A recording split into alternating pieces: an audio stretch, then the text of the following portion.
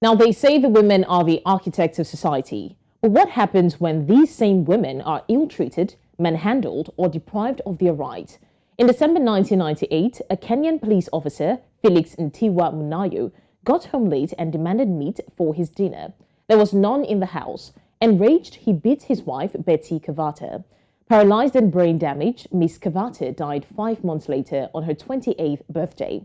The story of Betty, though gut-wrenching, is no longer a peculiar case, as year on year, records of violence against women and the girl child emerge. And that's why today on the show, we will be talking about the elimination of violence against women and the girl child and how it concerns the youth across Africa.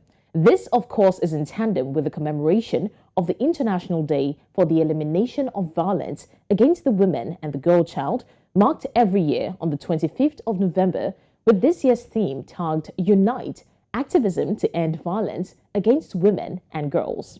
Joining me now in the studio to discuss this is Tari Taylaur, the State House of Assembly candidate, Youth Party Eti-Osa 1 of Lagos. Thank you so much, Tari, for joining me. Hi, Blessings. Hi. Thanks for having me. Thank you. It's a pleasure. Now, let's start off by getting a proper understanding of the concept of violence. Now, when we say violence, some people understand it as just, beating and manhandling. But what exactly is violence? I guess it's any form of assault on another person, whether it's verbal, whether it's physical, whether it's emotional. When you sort of use your power to repress rather than lift somebody up. So whether you're stronger than the person physically, or you're more intelligent, or you're more intellectually sound, or you're more physically, fit or whatever. But whenever it is you're using your advantage or your power, essentially, to suppress and inflict pain, assault on another individual. Yeah. Okay. Well, that extensively defines what violence is. It is my life's mission to make sure the world does not forget about Tigray's women.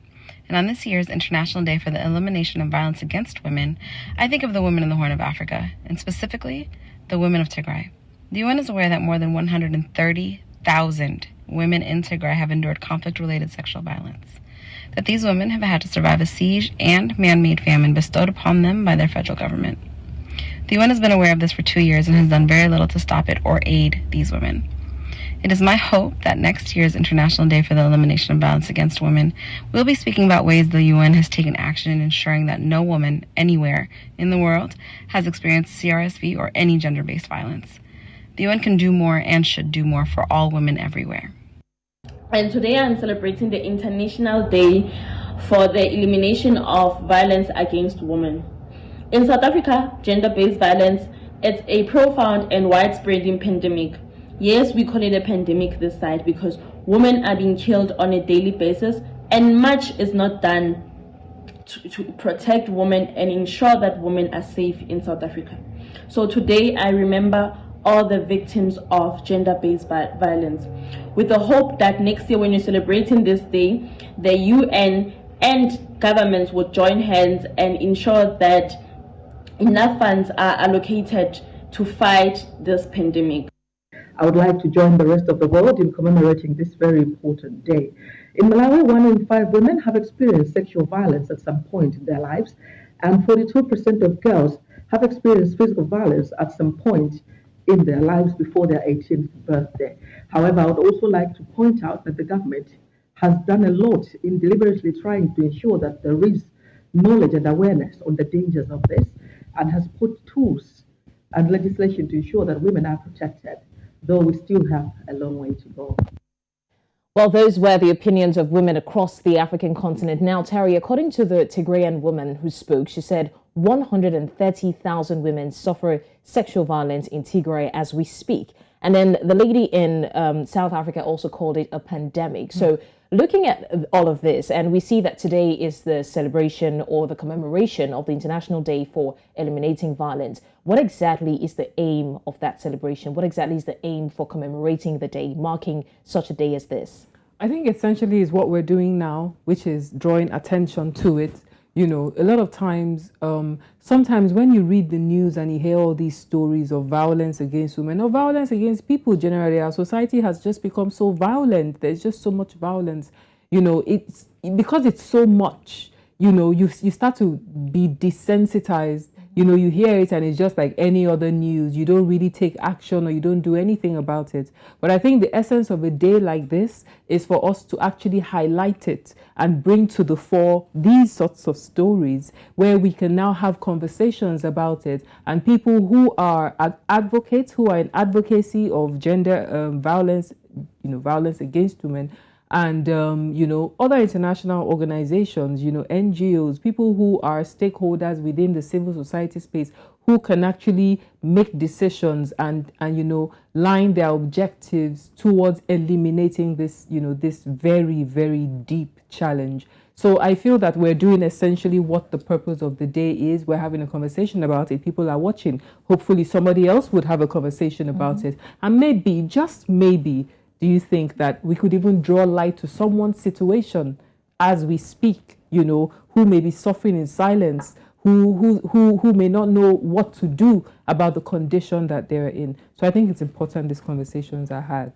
All right, talking about having conversations. Now, the World Health Organization has described this as a global problem, a pandemic, like the South African lady described it. And according to a 2005 report, it says 56% of Tanzanian women and 71% of Ethiopian women suffer violence, gender-based violence, especially those who are married or those who have partners. And then one of the concerns is that some of these women have Stockholm syndrome. In other words, they don't want to leave their abusive partners because they feel like they've been able to come up with a coping mechanism that they can, adapt to that change. So how do we sensitize these women? How do we make them understand that what you're going through is not normal? You shouldn't be in that situation. How do we make them understand this so they can leave that situation? Because a lot of them die there, and then they leave their families to suffer. They leave their children to suffer it. So how do we sensitize these women? It's funny, when you were talking, instinctively the first thing that came to my mind is, we would create more orientation and more education about this.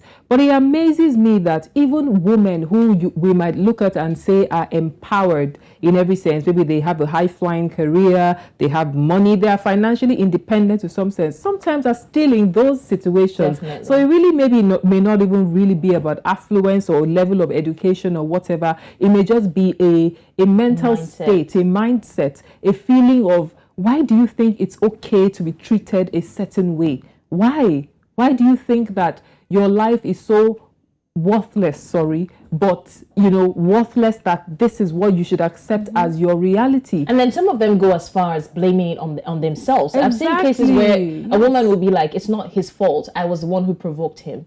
So it's a mindset. It's you've believed a set of wrong ideas about yourself and about the condition you are in. So a lot of times it's like when there's darkness and when there is like thick darkness in any situation or in anywhere, even physical, you have to throw in the light.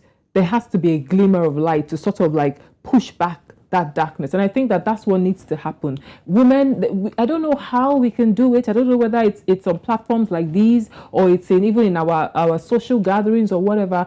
If we can start to champion being a voice of encouragement to another person, to another female, because a lot of times we hang out with our friends, we do stuff, but we don't really know what each other are going through. Yeah. Sometimes you'll be shocked when you hear the stories. You'll be like, how could you have been going through this and you come out all painted up, all slain and all that, but you are going through hell? So if maybe we made a culture out of encouraging each other, being kind to one another, saying, telling each other how powerful, how brilliant, how intelligent, how much we admire each other, maybe to do a lot in helping our self-esteem, so that when we are in these situations, that inner voice that, where we have been told that we matter, would now come up and speak for us to get us out of there. So probably it's a cultural thing. People can be unkind. We can all be unkind to each other, intentionally or not. It may just be because we're also engrossed in our own lives and trying to make ends meet and all that. So we don't really take time out to care for the other person, such that they feel that they are worthy and they matter. So I think if we make a culture of that, it may really go a long way. And it's good you mentioned it, because I was going to have us talk about the impact of the environment, of society on people who suffer violence. We've for the longest time, there's been this "it's not my business" ideology. But I like to see that. I mean, this day and age, especially with social media, Yes. someone just wakes up in the morning and his neighbor is assaulting his wife, and he makes a video of Yes. it. Now, some people will still think it's not your business, it's not your relationship to handle, but I mean, I think that there's some of these issues that we can meddle in. Yes. If we see something wrong, we should See say something, say something. Exactly, Yes, see exactly. something, And I say think it will something. go a long way. It does. And funny enough, I mean, I don't usually get on the whole social media, advocacy and when people are pushing, but oftentimes I see when these things are happening where people are being called out, for abusing someone or the other.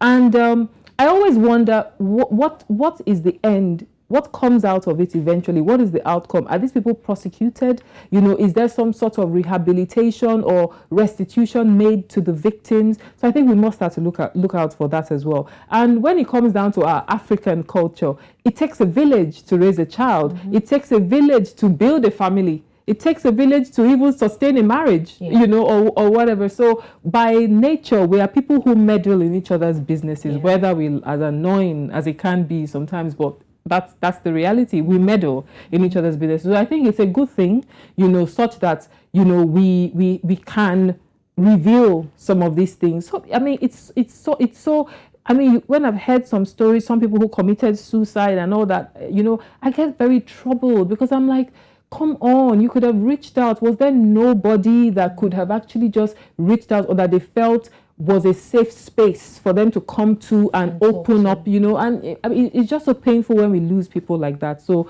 I really hope that, women who are suffering in these conditions start to, have people around them who would probe, who would push, who would, go beyond the comfort zone when they see something that doesn't add up. It's okay sometimes, as long as it's not gossip, but love.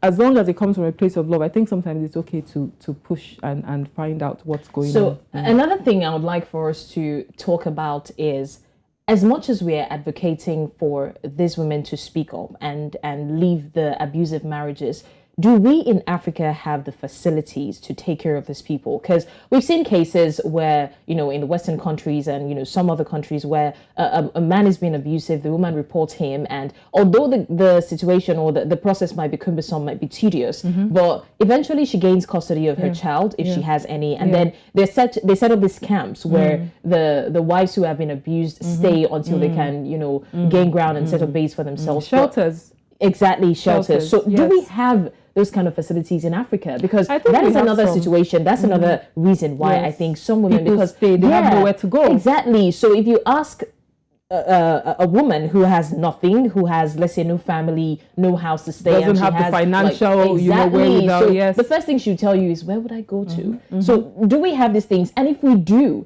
how do we make, because it's like there's the facilities, there's the women suffering, and then there's a huge fence, so they don't know that they exist. So how do we? Yeah, exactly. You hit the nail on the head. They do exist. I mean, in Lagos, I know of it. Even the Lagos State government now has actually a special department focusing on violence against women. So because we've realized that the problem is so endemic, especially in Lagos, because of the kind of city this is, so there's a lot of violence. So the government found it, necessary to set up an agency of government that focuses on that. But like you said, the divide is wide. How does a woman in where in Lagos can we think about Bariga or somewhere who's going through that? How is she aware that there is a shelter for her somewhere? Exactly. In my constituency in Eti-Osa, I'm really mostly based in Lekki. A lot of times on the streets you just see you can just see random women with like 3 or 4 children just by the roadside, and they're there. Next week they're still there, next month they're still there, and you stop and you actually ask them, what's your story, why are you here? It could be these situations. They just hit hard times at home, they had to leave, nowhere to go, and that's where they end up on the streets. So if we brought in that practice of building shelters within our communities, where when you hit those difficult times, sometimes it may not even be physical violence, it may even be financial. If the breadwinner decides that I'm cutting you off, what happens to you? You end up on the street. We should build, and it should not only be government driven. I think private sector, NGOs, companies that are doing their CSR, need to look into these things and say, okay, you know what, how can we build efficiently run, well-maintained shelters in different communities that operate anonymously, because that's one key thing about those kind of places. People don't know their address. It's very secret the way they take people there to protect the women that they have to, keep there and all that. I think it's something that we really need to explore. And not just, it can be government driven, but I think that everybody needs to, come on board to get those kind of things done. All right, so finally, I'd like for us to narrow this down to how it affects the youth and what the youth can do. We've talked about what the society can do, which is showing them love, caring for them, and meddling in their business when it's necessary. But let's talk about the youth now. We see several times when, for example, the NSAS movement, it was more like a revolution, because at that time, every youth, both the ones that were campaigning on social media, the ones that could come out, came out, and it was just a very, widespread agitation. So I would also like us to see how these youths can take up issues that do not directly concern them, but on a large scale, from a vantage point, it is their business. What happens to picking up a placard one day, for example, today, which is the day where we commemorate the elimination of violence against women? What happens to youths taking up placards and going on the streets and, protesting against violence? Protesting to who? Who should we be protesting to? Whose responsibility is it to protect women? Isn't it all of our responsibilities? It is to protect women. Where are women? In your homes, in your family, in your places of work? Who do you engage on a day-to-day? Your family members, your children, your husband, your parents, your brothers, your uncles, your co-workers. So we engage people. So we are all responsible for protecting, the dignity of women in wherever we find them. But one thing I would say about young people, youths, is that young people are the biggest victims of these, because imagine you grow up in a family where your mother is being abused, or you have a sister, or you have somebody close to you that has suffered this kind of thing. It really does affect you, your psyche, your way of looking at things. A lot of times when even abusers in marriages and in relationships, when you dig deeper, you find out that they watched an abusive situation growing up. They probably watched their fathers abuse them, so they just imbibe that behavior, and that's what you see expressing itself in their own violence. So you see, when we realize that, I think it's just this idea, which I feel like when we start to take ownership of our own problems, we all go through, in different ways, we are all dysfunctional, probably by reason in our growing up, things that just didn't add up or whatever. But when you start to get mature and you start to have a reflective look at your growing up and the decisions you have made and roads you have taken and all that, you also start to identify parts in your story that there were red flags or that things like that happen. And if we all take ownership, we will be better equipped to help each other, carry each other, when we are suffering or when we are struggling in one way or the other. I like that you specifically mentioned that women are everywhere around us. They interact with us. We are everywhere. And then talking about taking ownership of the problem, still speaking on protest, several times we see women coming out to protest sexual violence. Where are the men? We don't see this men. We don't see the boy child. And you said it, that sometimes men who are abusive grow up from dysfunctional relationships. So how do we ensure that these men take responsibility? You should know that sexual violence is something you should fight against. It's not feminist if we're fighting against sexual violence and you're helping us fight against it. So how do we make these men know that it is not a women problem? It's everybody's more problem. Awareness, like this conversation. And personally, you raised protest before. Yes, protest has its place, but I don't think it's a solution for everything, because really, who are you protesting to? But if everybody in their own little space does something to create that awareness, I believe in the power of media. I believe in the power of stories. Something that stories are powerful in communicating these messages. So we need to incorporate more stories into our public life that tell of these issues. All right, State House Assembly candidate, Youth Party, Eti-Osa, Tari Taylaur. I told you I liked your Yeah, surname you off did. camera. Thank you so much for joining me on the show. Thank you. You have Thank you. extensively discussed this, and we really appreciate it's a very important It really is. topic, and I'm happy that you It is. spotlighted it today. It is. Well Thank done. you so much for joining us. Thank you. All right, well, it's time for us to go on a quick break. And when we come back, we will be introducing our second guest. Of course, still talking about the elimination of sexual violence against women and the girl child. And we'll also share with you the reactions from social media on this very important discourse. Don't go anywhere.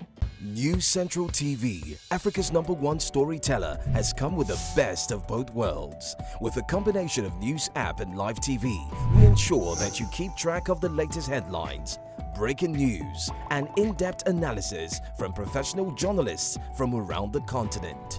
Download the News Central TV app on Android and iOS and get started today. Don't forget to follow us on News Central's social media platforms. News Central, Africa First. Thank you for staying with us on Fafanua Afrika. Now, we have been talking about the elimination of violence against women and the girl child. And of course, this is coming in tandem with the International Day for the Elimination of Violence, which is today, the 25th of November, 2022. Now, violence against women goes beyond just beatings. It includes forced marriage, dowry-related violence, marital rape and non-marital rape, sexual harassment, intimidation at work and in educational institutions as well, forced pregnancy, forced abortion, forced sterilization, trafficking, and of course, forced prostitution. Now, we will be meeting our guest, our second guest, who will be talking to us about this elimination of the violence against women and girl child. Joining me now, all the way from Harare, Zimbabwe, is Sibonokuhle Buhlungu, the director #Whispers, which is a feminist movement. Sibono, I'm sorry if I, mispronounced your name, but I tried my best. You know I did. Yes, you did. Well done. All right, it's a pleasure to have you join us, Sibono.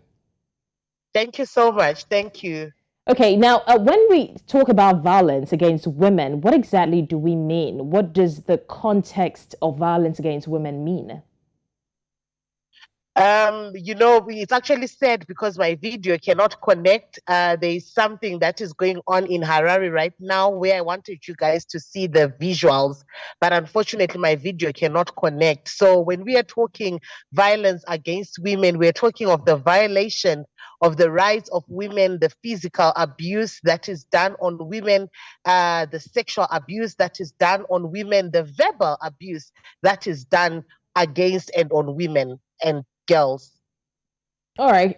We're so sorry we can't see the visuals. We would have loved to, but still stay with us, Sibono. But right now we'll go to take some reactions from social media in the meantime. So let's look at some reactions online. Irwin Quagmire-Watt says, on the 25th of November, International Day for the Elimination of Violence Against Women raises awareness regarding an ongoing human rights issue.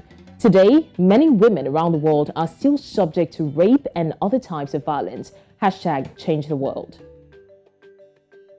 And our Bon Flanu says, November 25 is the International Day for the Elimination of Violence Against Women. Within our own scope for action, let's get to know women of Athens who went down in history for their work and their courage in times strongly unfavorable to them.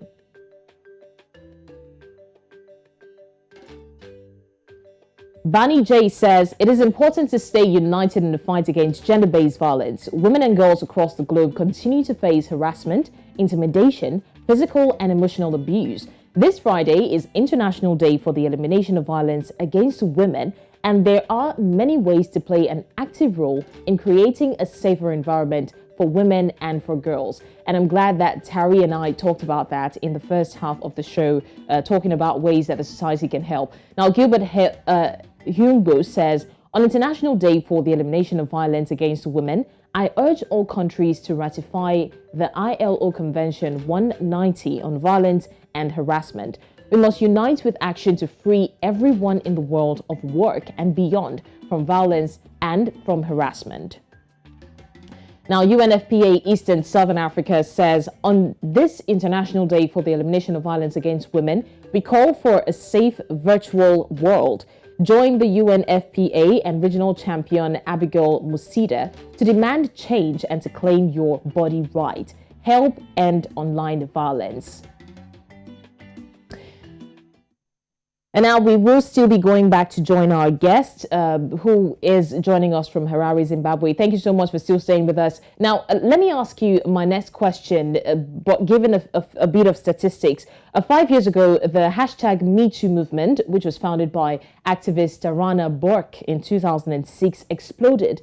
And it sparked the global mobilization, which created a moment of urgency in preventing and, of course, responding to violence against women and violence against girls. Now, since then, this movement has grown stronger. But I'd like to know, have we seen any impact of this movement yet? Because some people will argue that compared to the thousands of women who suffer violence on a daily, this movement is just a stone throw in the ocean as it compares to that. So could you please, Sibono, help us do justice to that question?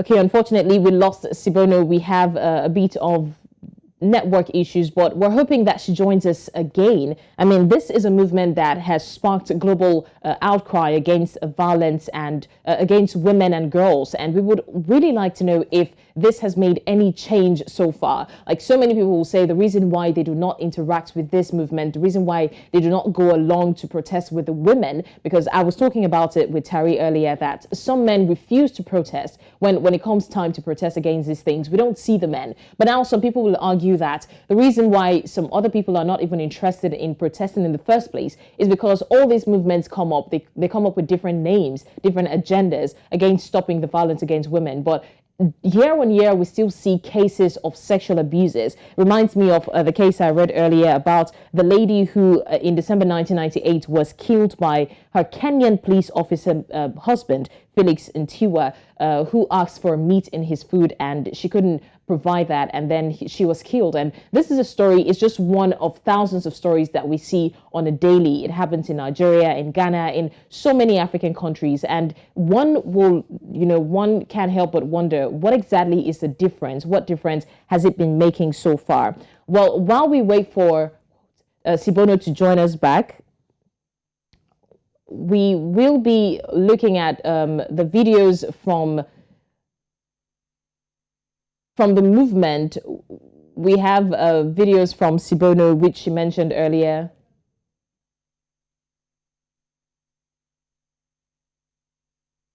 A person because of that person's gender or violence that affects persons of a particular gender. Gender-based violence can include sexual, physical, mental, and economic harm. 35% of our women worldwide being harassed, are being raped, and what I can advise to our women, my fellow women, and our girls out there who are going through such, who have experienced that, such, to report such kind of cases and to the police. Musasa is an organization working in Zimbabwe in the area of gender-based violence, particularly to prevent and to respond to gender-based violence. And as we are celebrating 16 days of activism against gender-based violence, we call upon the world to recognize the human dignity and the inherent rights that also women in Zimbabwe and around the world possess. We as Musasa will respond to GBV by providing legal support, by providing psychosocial support, by providing economic support.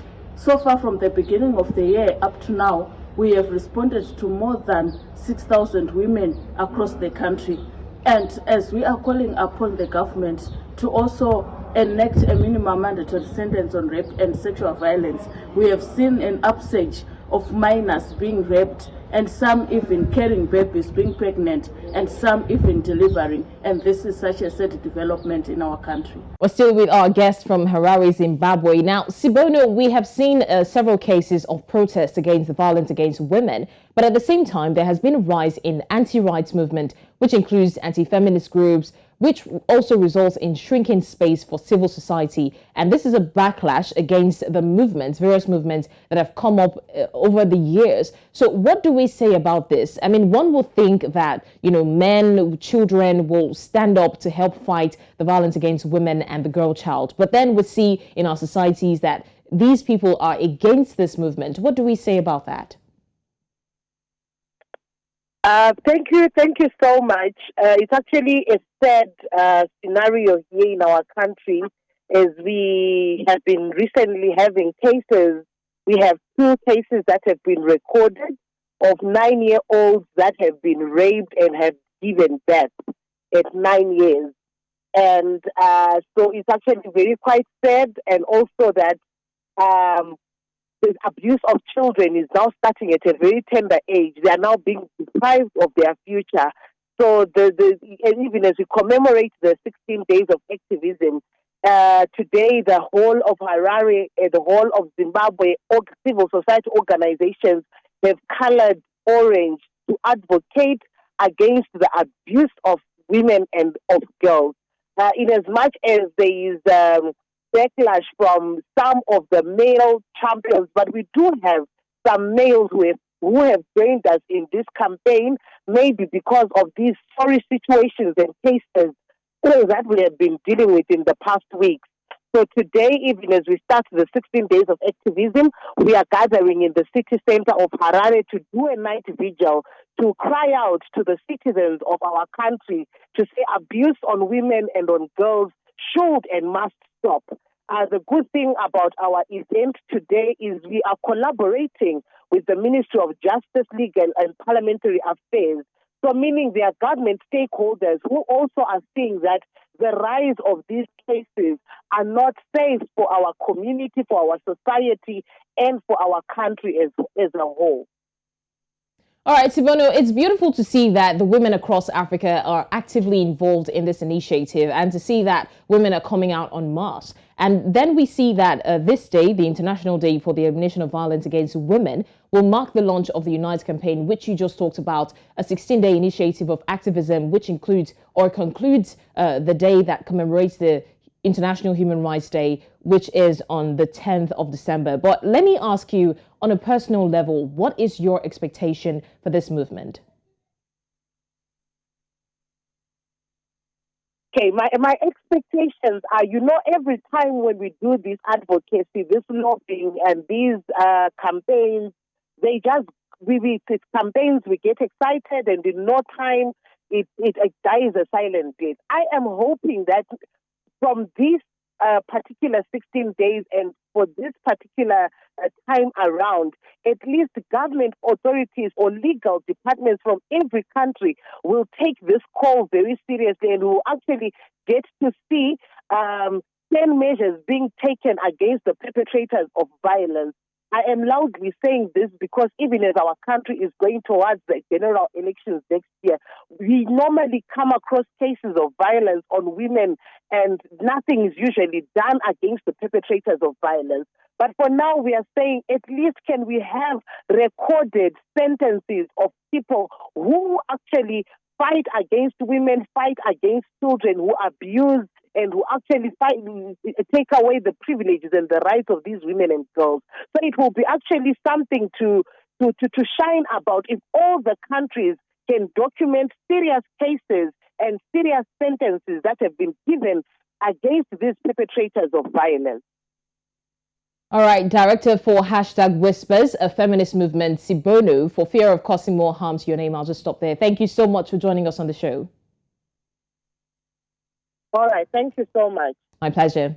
Now, we hope that with this initiative and advocacy, of course, it's no longer a women matter. Everyone will take this seriously. Thanks to Sibono and Tari, who earlier joined us to talk about this.